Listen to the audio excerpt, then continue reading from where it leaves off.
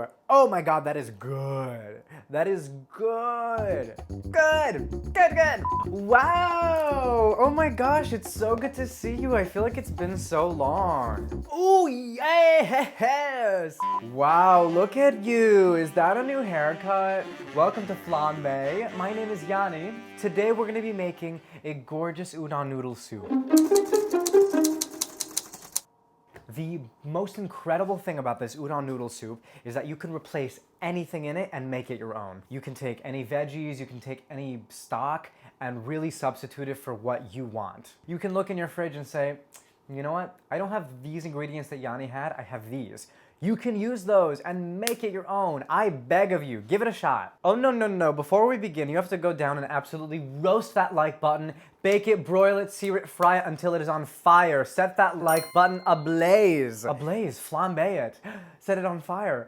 How about you flambe that like button? I feel like that's too easy. If you're not already subscribed, please subscribe to my channel. Help me hit my goal of 500 subscribers. I really appreciate you guys. So today's udon noodle soup is gonna be made with a dashi base. This is kind of like the equivalent of a Japanese broth. It's used in a lot of Japanese cooking, and there's lots of different types of dashi. So today's dashi is gonna be made with bonito flakes.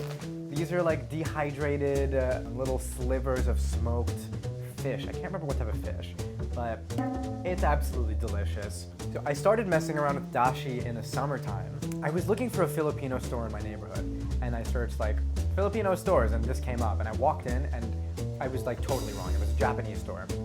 And the lovely woman at the front counter, she does not speak a word of English, but like, she could tell I was lost. She like kind of pointed me around, she pointed at specific things, she guided me like through hand gestures and glances. And I walk out, I'm like, what do I do with this shit?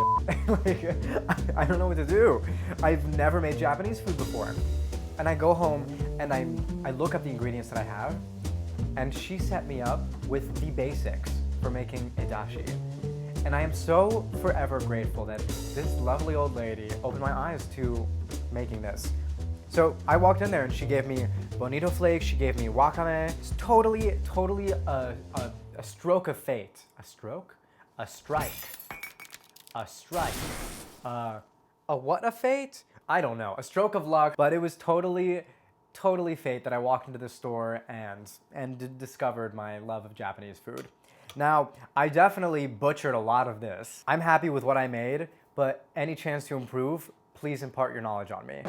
If you want, they also make like a dashi powder. You can buy different types, and you just dissolve this in water and it creates dashi for you. I wanted to make mine from scratch today because I think we got the camera up, we've got the lights set up, we have got the sweater on. Let us make an event out of this. First step is to take 2.5 cups of water and bring it to a boil. So this is boiling pretty rapidly. Let's lower the heat a little bit. Let us add our bonito flakes into the dashi. I'm adding 2 nice handfuls to this. We don't want it to steep that long. So go ahead and make sure everything is submerged. We're going to let this steep for 20 seconds to maximum a minute. Great, we can turn this off and let's pour it into this strainer here. So this stuff over here, these bonito flakes, you can either discard or you can save them and actually make furikake seasoning. It'll be like a little crunchy topper for your rice or any other foods. Let us chop up some vegetables. Got a carrot here. I want to cut this into a matchstick size. If we chop it up into matchstick sizes, something a little smaller, that's going to give it a chance to soften just a bit. So it maintains its structure, but it's delicate with the soup. You know, you're not like, because you're eating the soup, you know? So little matchstick sizes, those will get even softer as we go through and cook this. So just go through and scrape and clean up your ginger with a spoon. It's gonna be a really safe way to do this. You don't wanna cut yourself on something slippery with a lot of like, so irregular and peaks and valleys.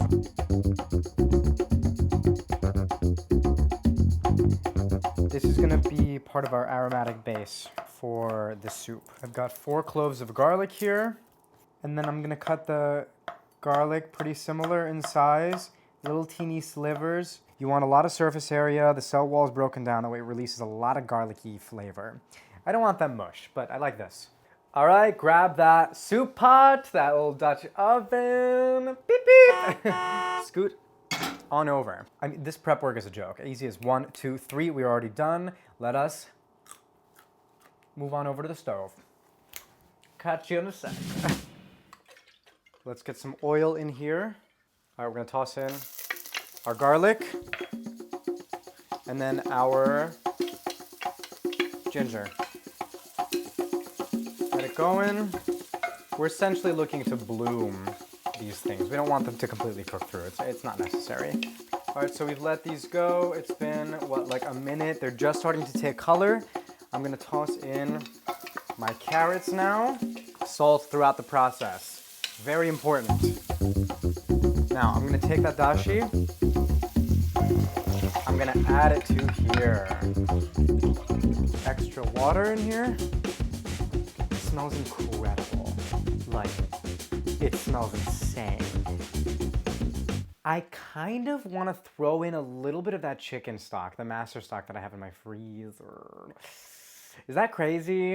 Is that wrong? Am I like ruining the very delicate flavors of the dashi by doing that? I'm gonna do it. All right, it's out of the freezer. Let's put it in the microwave to warm up. The bonito flakes has that umami, but I want to bring in like a flavor of meat. I want that in here. Again, that's what I'm in the mood for. So because this is such an easily changeable recipe, like do what you think and then give it a shot. So dashi can be very sensitive and fickle.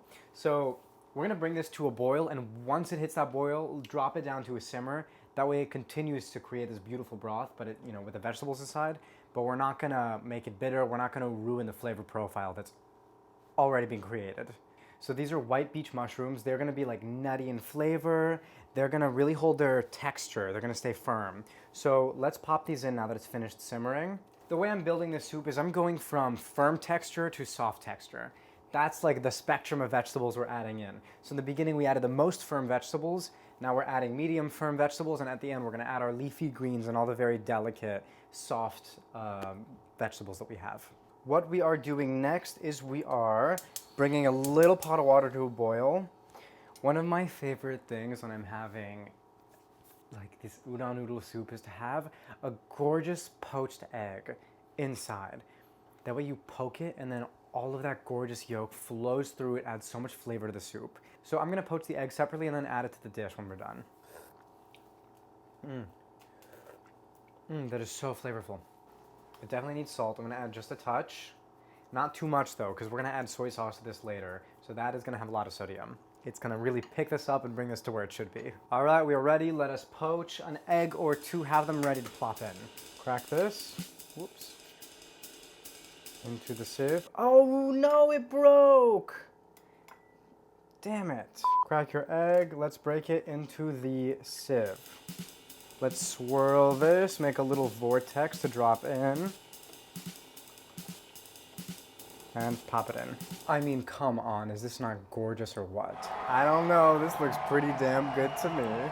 Wow, impressive. Now that we're getting to the end of the process, I have this gorgeous bok choy. Just gonna plop it in, let it just kind of start to break down slightly. At my local Japanese store, I also got this fresh frozen udon. It says to put it in boiling water elsewhere for like a minute until it defrosts. I don't get why. Like I could just defrost it here and it'll be ready in like, what, 2 minutes? I mean, easy, look at that. It's gonna decrease the temperature of the soup just a little bit, but that's fine. I don't wanna eat soup that's scalding hot. Alrighty, let's taste this.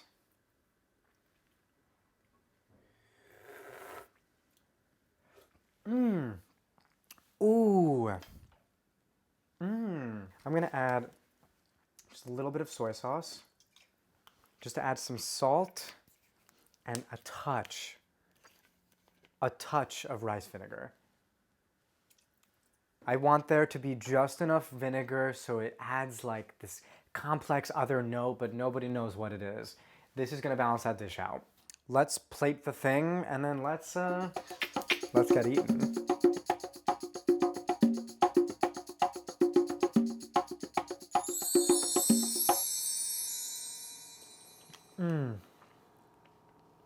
Follow me here. Just a splash, just a drop of sesame oil in here. I meant to mix some of the vegetables with it earlier. I think it needs a little something. Let's see.